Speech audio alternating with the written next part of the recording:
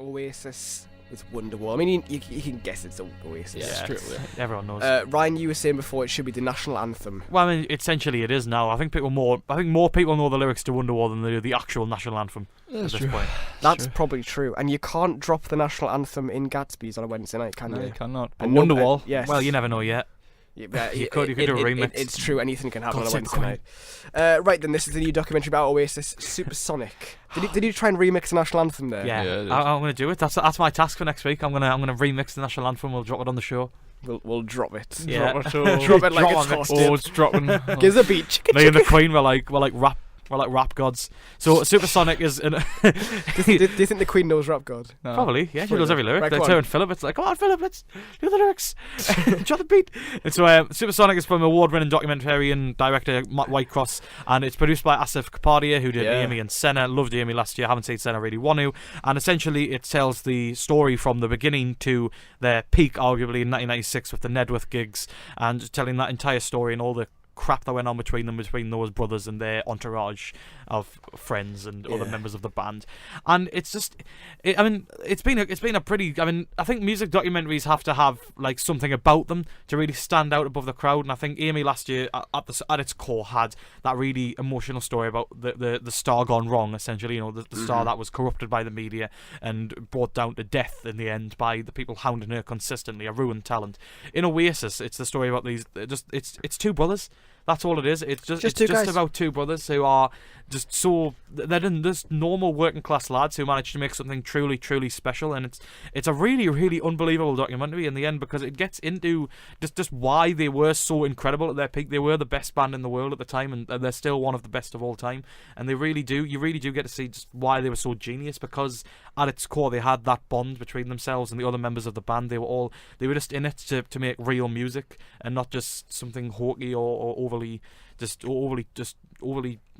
bland or sterile. They wanted to put real feel into there and speak about the real issues that people were facing to relate to that. And the story is fascinating, and the stories that are told in the film are really, really funny. Noel and Liam are really good storytellers, and there's one story in particular where it's like they were just on their way to their first overseas gig in Amsterdam, and they're on the ferry, and Noel was like, okay, don't have anything on, like act normal. And then a bit later that Liam's ended up having a drunken fight, and he says like they ends up going on like a Benny Hill chase, getting chased by the security guards around the around the Amsterdam ferry, and they get put in the brig and they get sent home straight after on the next ferry home. So that just sort of sums it up, really. They were proper rock and roll people, and they defined the 90s essentially, and it just shows you it's a real celebration of their brilliance from start to finish, and not to finish, because it's about their peak. It's not about the breakup or about why they was all that stuff after. It's about up to that Nedworth gig and the other one that made them so special, and it's a really, really good time, just a really, really good documentary. So it's fan service, essentially. Well, it's just. It sounds like it sounds like it glorifies everything they did, and it's just purely. It's a real fan documentary. service. Like it's not afraid to go into just some of the problems that they had, but it does really get emotional at times. They bring in the mother Peggy and all her concerns about when they were starting up and just through the fights that they were having, and there's some of the stuff it's talking about. It does get really, really deep at times, and you really do get some feeling woman of it. But having to deal with those. Yeah, I know, two. you can imagine. But it's just from the recording sessions, and you can just seeing where it all came from, and it's like Amy last year, when you see where the music comes from, it makes it 10 times more powerful.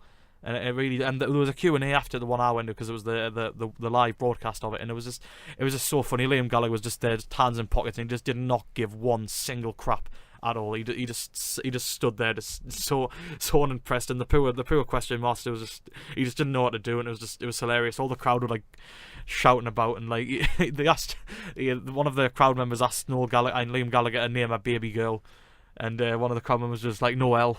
Name a Noel. Just like, oh yeah, name a Noel. You might as well name a potato. Cause, yeah, it's just a really, really good look at just why they were so brilliant. He's doing us Liam's a bad service. I was named after him. That's quite sad.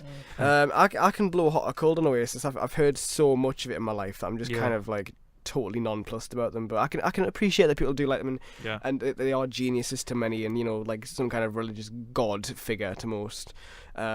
But no, I didn't see it. I was ill. Still am ill, but I was particularly. It's just a miracle that these two council lads from Manchester in the space of 3 years managed to go from absolute nobodies to the biggest band in the world. Live the life of your dreams. It's a real story. Lovely. Yeah. That's Supersonic. It was a special Q&A that was the reason the film was screened. I believe it's coming out probably in a few weeks, and also on Blu-ray and DVD. But yeah. Even those who aren't really fussed about Oasis need to see it because it's a really good music doc on its own feet. Doesn't make you mad for it. Yeah, it really does. Mad for it. Living it large.